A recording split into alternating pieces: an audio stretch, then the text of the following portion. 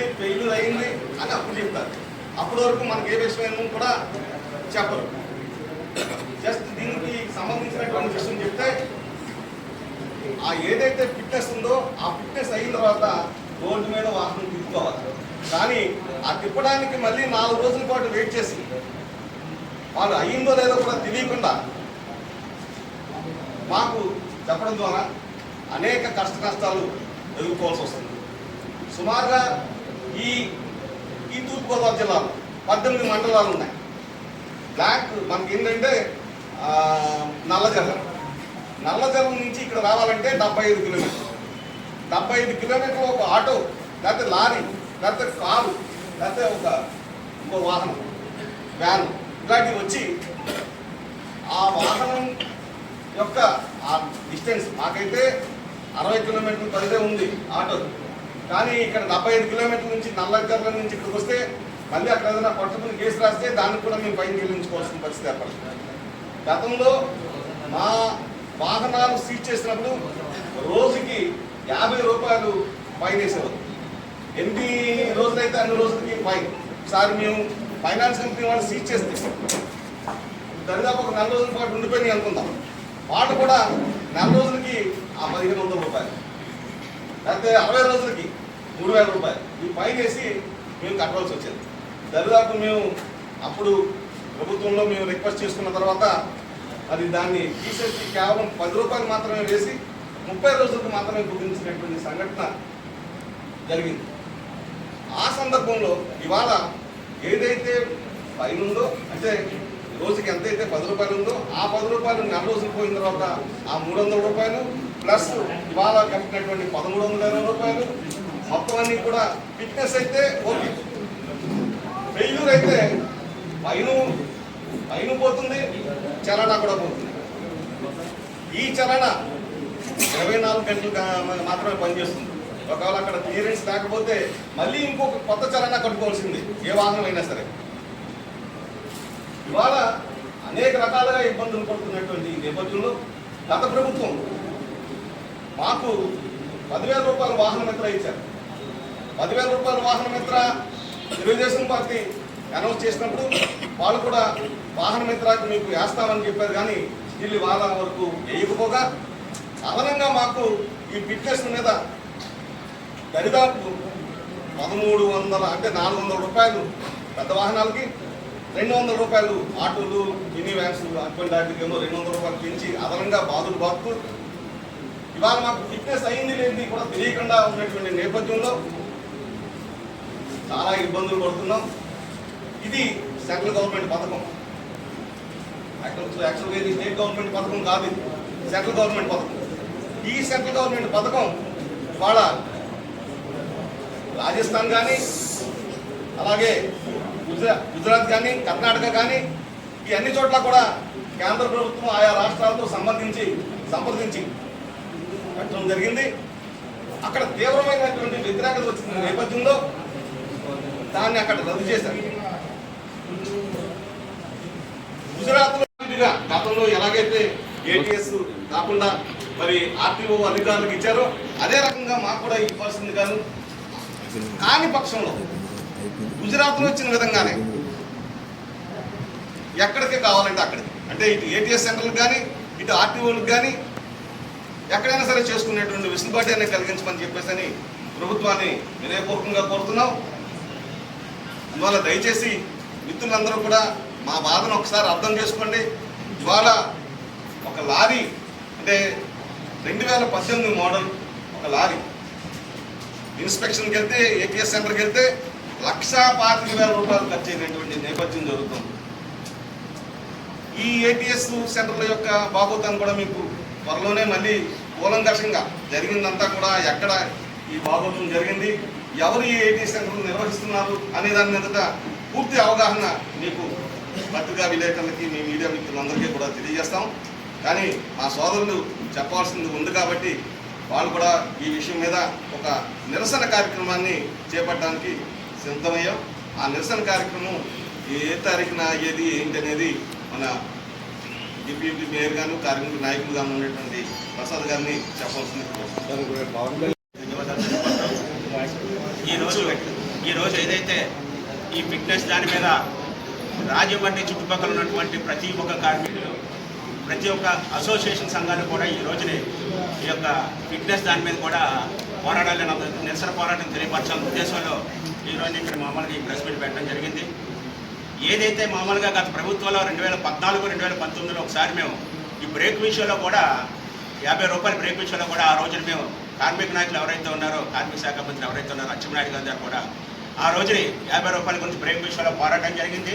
దీనికి ఎవరైతే ఈ రోజున ఉన్నటువంటి నాయకులు, ఆ రోజున ఫైనాన్స్ కంపెనీలు అందరూ కూడా దాని మీద పోరాటం జరిగింది. ఆ రోజున ఉన్నటువంటి అధికారులు ఎవరైతే టీడీపీ గవర్నమెంట్ ఉన్నారో ఆ ఉన్నటువంటి నాయకుల దగ్గర కూడా వెళ్ళి ఈ 50 రూపాయల దాని మీద ఫైట్ చేసేటప్పుడు 10 రూపాయలు దాన్ని చేసి కుదిర్చి కూడా ఆ రోజున ఉన్నటువంటి బ్రేక్ విషయంలో కూడా న్యాయం కూడా జరిగింది.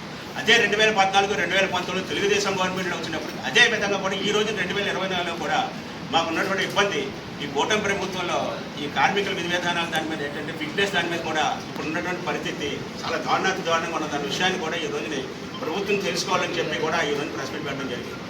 ఏదైతే ఈ వాహనాలకు ఏవైతే ఉందో చిన్న వాహనాలకి 720 రూపాయలు అంటే దాన్ని 920 రూపాయలు గురించి 200 రూపాయలు అదనంగా పెంచడం, అదే పెద్ద వాహనానికి ఏవైతే ఉందో 920 రూపాయలు నుంచి 1320 రూపాయలు చేయడం, 400 రూపాయలు పెంచడం అనేది చాలా దురదృష్టకరంగా ఈరోజు కార్మికులను అంతా బాధపడుతూ ఈ రోజు ఉన్నటువంటి పరిస్థితిని ఏ విధంగా అయితే మామూలుగా ఉన్నటువంటి ఈ రోజు వాహనాలు ఏవైతే ఇంకా అసోసియేషన్లు ఎవరైతే ఈ విధంగా బాధపడుతున్నారో వీళ్ళకి న్యాయం చేకూర్చమని కూడా ఈ రోజున ప్రభుత్వాన్ని కూడా మేము స్పందించడం కూడా జరుగుతుంది. అంటే రాజమండ్రిలో ఉన్నటువంటి చుట్టుపక్కల ఉన్నటువంటి అర్బన్ రూరల్ గ్రామాల్లో ఉన్నటువంటి ప్రత్యేకత ఏంటంటే కార్మికులు ఒక ఐక్యతగా ఉన్న విషయాలన్నీ మీకు మీడియా సోదరులు మీ అందరికీ తెలుసు. గత ప్రభుత్వంలో గత తెలుగుదేశం గవర్నమెంట్ ఒక అనౌన్స్మెంట్ చేయండి, గవర్నమెంట్ రాకముందు కూడా ఏదైతే ఫ్రీ బస్సులు మామూలుగా ఏదైతే పెడుతున్నామో దాని మీద కూడా ఒక కార్యక్రమం మేము చేపట్టడం, దానికి మీరందరూ కూడా మీడియా సోదరులందరూ కూడా చేయూతనిచ్చి ఆ యొక్క ప్రోగ్రామ్ కూడా జయప్రదం చేసిన విషయం మీ అందరికీ కూడా తెలుసు. అటువంటి గొడుగుల బస్ స్టాండ్ నుంచి కూడా కోరకముందు దాకా నిరసన కార్యక్రమం కూడా మేము చేయడం కూడా జరిగిందన్న విషయాన్ని మీ అందరికీ కూడా తెలుసు. ఈ రోజున ఏదైతే మామూలుగా ఫిట్నెస్ దాని మీద ఉన్నటువంటి ఈ చలానా విధానాలను కూడా చాలా దురదృష్టకరం, చాలా దారుణంగా కూడా చలనా విధానం కూడా చాలా దారుణంగా ఉంది. ఈ చలానా ఏవైతే ఏందో ఇందాక మరి గంగాధర్ గారు చెప్పినట్టుగా దాని ఫిట్నెస్కి ఎప్పుడైతే మామూలుగా బండి వెళ్ళిందో కూడా మనిషికి గుండెకేటువంటితో ఈ డ్రైవర్కి కూడా బండి ఎటువంటి అనమాట. అదే విధంగా జాగ్రత్తగా చూసినటువంటి ఆ ఆటోని కానీ, ఒక లారీని కానీ, లేకపోతే ఒక కార్ని కానీ ఏదైనా మట్టికి అది ఫిట్నెస్కి ఏదైతే మామూలుగా తీసుకెళ్ళి దాంట్లో ఇచ్చేస్తున్నారో ఆ కార్ని ల్యాండ్ ఓవర్ చేసుకొని, లేకపోతే ఆటోని ల్యాండ్ ఓవర్ చేసుకొని మళ్ళీ బయట కూర్చోబెట్టి మనకి అసలు ఏం జరుగుతుంది, ఎలా జరుగుతుంది, నా ఆటో ఎలా ఉంది, నా కారు ఎలా ఉంది, నా లారీ ఎలా ఉంది అన్న పరిస్థితిలో మేము బయటకు వచ్చిన పరిస్థితి ఉంది. మరి నిజంగా కూడా చాలా దురదృష్టకరం. ఈ విధంగా కూడా జరుగుతున్నటువంటి ఈ మధ్యకాలంలో కూడా 3 ఫెయిల్యూర్ అవడం కూడా జరిగింది. ఈ 3 ఫెయిల్యూర్లో కూడా ఇంత గంగాధర్కి 10,000 రూపాయలు మామూలుగా ఎత్తే 10,000 రూపాయలు ఏ విధంగా మాకు 10,000 రూపాయలు ఏ విధంగా వస్తుంది అన్న విషయాన్ని కూడా చూసుకోవాలి. 10,000 రూపాయలు దానికి వచ్చినటువంటి ఖర్చు అయితే ఎక్కువ, వాళ్ళు ఇచ్చే ఆదాయం తక్కువ. అది ఏ విధంగా జరుగుతుంది? ఇటీవల కాలంలో 2018 ఒక లారీ 1,10,000 రూపాయలు ఈ రోజు లారీకి మామూలుగా అయ్యిందంటే లారీ వాల్యూ ఎంత, దాని వాల్యూ ఎంత, దానికి మాకు ఇచ్చింది ఎంత, దానికి నష్టం ఎంత అన్న దాన్ని కూడా ఈ రోజునే తెలుసుకునే పరిస్థితి అంతేనని చెప్పి కూడా మరొకసారి మీకు చెప్పడం కూడా జరుగుతుంది. మరి అదేవిధంగా ఇప్పుడున్నటువంటి పరిస్థితి ప్రభావాలు కూడా మేము ఎదుర్కొనే రోజు కూడా మాకు కలిసింది. ముఖ్యంగా ఈ కార్యక్రమాన్ని ఏదైతే కార్మికులు ఈ రోజున మామూలుగా ఉన్నటువంటి పరిస్థితి ఏంటంటే 175 నియోజకవర్గాల్లో ఈ రోజున 50 లక్షల మంది దాకా కార్మిక సంఘాలు ఉన్నాయి. అంటే ఒక లారీ అసోసియేషన్ ఉన్నాయండి, ఒక ట్యాక్సీ వాళ్ళు ఉన్నాయండి, ఒక మామూలు బస్సు వాళ్ళు ఉన్నాయండి, లేకపోతే ఒక టాటా ఏసీ వాళ్ళు ఉన్నాయండి, ఒక ఆటో కార్మికులు ఉన్నాయండి. 50 లక్షల మంది ఇంటూ 4 వేసుకుంటే 2 కోట్ల మంది ఈ రోజున మామూలుగా రాష్ట్రంలో బతుకుతున్న పరిస్థితిని ఈ రోజున గవర్నమెంట్ తెలుసుకోవాలని చెప్పి కూడా ఈ రోజు మీ యొక్క పత్రికాముఖంగా మీ అందరికీ తెలియజేయడం జరుగుతుంది. మరి అదేవిధంగా కూడా ఈ రోజున ఉన్నటువంటి రాష్ట్రంలో కూడా తెలుసుకోవాల్సింది ఏంటంటే, ప్రభుత్వం కూడా తెలుసుకోవాల్సింది ఏంటంటే, ఒక వీళ్ళే కాదండి, కార్మికుడు అన్న కూడా ఒక భవన నిర్మాణ కార్మికులు తీసుకోండి. భవన నిర్మాణ కార్మికులకు 22 మామూలు గుర్తింపు సంఘాలు ఉంటాయి. ఒక తాపీ పైన, ఒక కూలి పైన, ఒక సెంటరింగ్ పైన, ఒక పెయింటర్, ఒక ఎలక్ట్రీషియన్, ఇలాగా సంబంధించిన ఎక్కడైనా సరే కార్మికులే ఈ రోజుని రాష్ట్రానికి వెన్నెముక అన్న దాన్ని ఈసారి ప్రభుత్వం తెలుసుకోవాలని చెప్పి ఈ రోజున మీ అందరికీ కూడా మేము తెలియపరచడం జరుగుతుంది. మరి ఇదే విధానాలు కొనసాగుతూ ఉంటే కూడా రేపు కార్మికులు రోడ్డు మీద ఎక్కే పరిస్థితి ఎంతైనా ఉంటుందని ఒకసారి గ్రహించి కూడా ఈరోజు పత్రికాముఖంగా ఈరోజు ఎలక్ట్రానిక్ మీడియాలో మీరు అందరూ మరి మీ యొక్క ద్వారా ఈ యొక్క మా యొక్క సమస్యను కూడా మీకు తెలియపరుస్తూ ఇప్పుడు రానున్నది ఏదైతే ఉందో మరి ఈ నిరసన కార్యక్రమాన్ని శాంతియుతంగా నిరసన కార్యక్రమాన్ని కూడా గతంలో మేము ఏ విధంగా అయితే చేసాం గొడుగు బస్ స్టాండ్కి నుంచి కోరకముందుకు అదేవిధంగా శాంతియుతంగా కూడా ఈరోజు ఈ యొక్క కార్యక్రమం నిరసన కార్యక్రమం చెలో రాజనగరం చేపడదామని చెప్పి కూడా జేఏసీ జాయింట్ యాక్షన్ కమిటీ ఆధ్వర్యంలో అన్ని సంఘాల వారి వరకు తెలిసినటువంటి నిర్ణయాన్ని ఈరోజు మీ ముందు పెట్టడం జరుగుతుంది. మన యాక్చువల్ ఏంటంటే మే 3వ తారీఖున ఈ కార్యక్రమం జరగాలి. ఆ మే 3వ తారీఖున పోస్ట్పోన్ చేయడం కారణం ఏంటంటే ఇటీవల కాలంలో కొన్ని మార్పులు రావచ్చు, మీరేం కంగారు పడకండి అని చెప్పి మాకు ఉన్నటువంటి ఇంటెలిజెన్స్ ప్రకారం కూడా మేము దీనివల్ల పోస్ట్పోన్మెంట్ చేశాం. కానీ వేరే విధంగా కాదన్న విషయాన్ని కూడా ఒకసారి ఇక్కడ ఉన్నటువంటి కార్మికులు కానీ అందరూ కూడా తెలుసుకోవాలని చెప్పి మరొకసారి మీ అందరూ కూడా మేము చెప్తూ రానున్న రోజుల్లో కూడా ఏ విధంగా అయితే 2014-19లో ఉన్నటువంటి నాయకత్వం తెలుగుదేశం గవర్నమెంట్ ఏ విధంగా అయితే మాకు ఆ రోజు ఉన్నటువంటి బ్రేక్ 50 రూపాయల విషయంలో న్యాయం చేశారో అదే విధంగా కూడా ఇప్పుడు ఉన్నటువంటి మాకు ఏదైతే ఉందో ఈ ఫిట్నెస్ దాని మీద కూడా రైన్స్ కూడా ఈరోజు గవర్నమెంట్ పాల్గొని చెప్పి గవర్నమెంట్ ఏం చేయాలని చెప్పి రవాణా శాఖ మంత్రులు అవ్వండి మెయిన్ సెంట్రల్ గవర్నమెంట్ కూడా ముఖ్యంగా తెలుసుకునే పరిస్థితి ఈరోజు రేపు రానున్న అసెంబ్లీలో కూడా దీన్ని కఠినంగా కట్టోపకంగా ఈరోజు అసెంబ్లీలో ఉన్నటువంటి ప్రతి ఒక్కరు కూడా మాట్లాడి మా కార్మికులకి రాష్ట్రంలో ఉన్నటువంటి ప్రతి ఒక్క కార్మికులకి న్యాయం చేకూర్చాలని చెప్పి కూడా ఈరోజు పత్రికాముఖంగా మీ అందరికీ కూడా మీ అందరి ముందు మేము తెలియపరుస్తున్నాం. Okay, thank you. జూలై 1 అండి మంగళవారం వచ్చింది. ఆ రోజు 10 గంటల నుంచి మేము చెరువు రాజనగర్ కార్యక్రమం చేపడతాం. ఇదేంటంటే కూడా నిరసన మామూలుగా శాంతియుతంగా చేసినటువంటి కార్యక్రమం కానీ ఏదో మామూలుగా అడవాటు చేసిన కార్యక్రమం శాంతియుతంగా ఈరోజు కూడా గతంలో మాకు ఏ విధంగా జరిగింది అదే విధంగా కూడా ఈరోజు న్యాయం ఎక్కడి నుంచి అండి ఆల్మోస్ట్ ఇక్కడ ఉన్నటువంటి వాహనాలు మేమేమి ర్యాలీలు నిర్వహించట్లేదండి. డైరెక్ట్గా ఏటీఎస్ రాజానగరంకి అందరూ ఉదయం 10 గంటలకల్లా అక్కడ ఉండాలని చెప్పేసి పిలుపునిస్తున్నాం. ఆ రోజు అక్కడ జరిగేది కూడా శాంతియుతంగా నిరసన వ్యక్తం చేసి బయటకు వచ్చేస్తాం. అంటే ప్రభుత్వానికి తెలియజేయాలనేటువంటి ఉద్దేశం. ఇప్పుడు కేంద్ర వాణిజ్య మ్యాన్ పవర్ లేదని వాళ్ళు చెప్తున్నారు కదా. ప్రైవేట్ వ్యక్తులకి జేబులు నింపడానికి పెట్టినటువంటి ఈ ఒక్క చట్టం అది సార్ ఇప్పుడు మోటార్ వెహికల్స్ స్థానంలో ఏటీసీ వాళ్ళు కూడా పెడితే ప్రైవేట్ కి ఇవ్వద్దు అంటారు మీరు.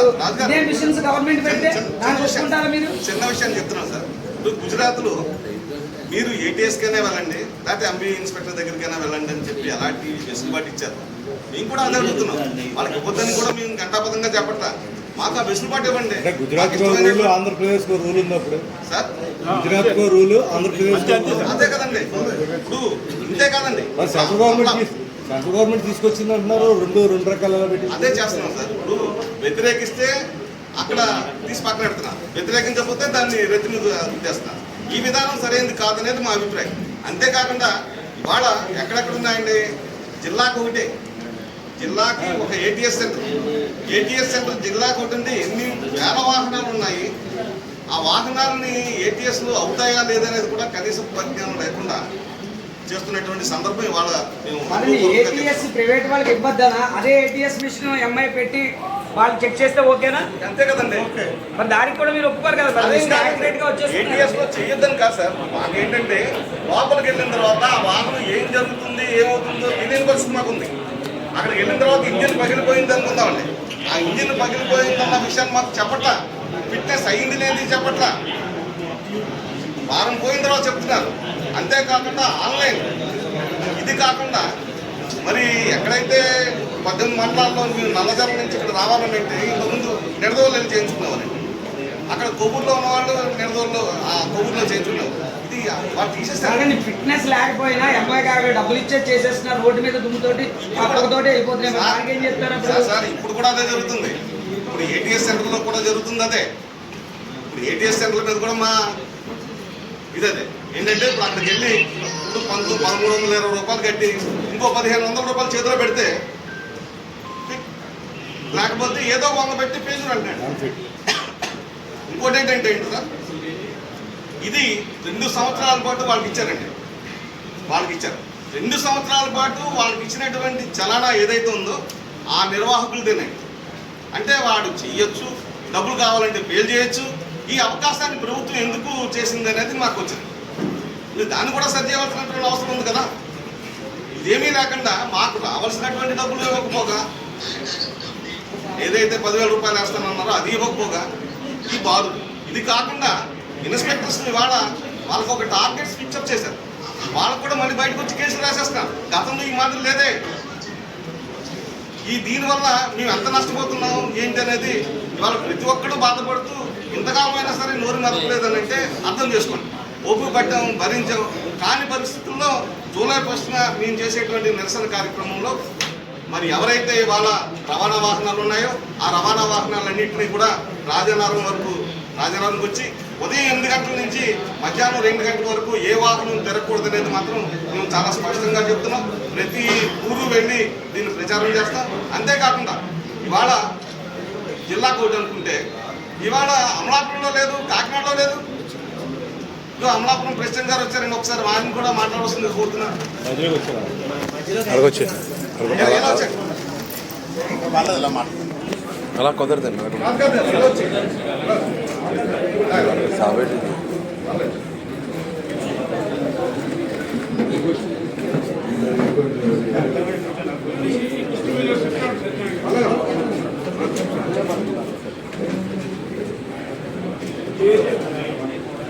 ఈ వాసన సత్యరాజండి. రెండు బైకులు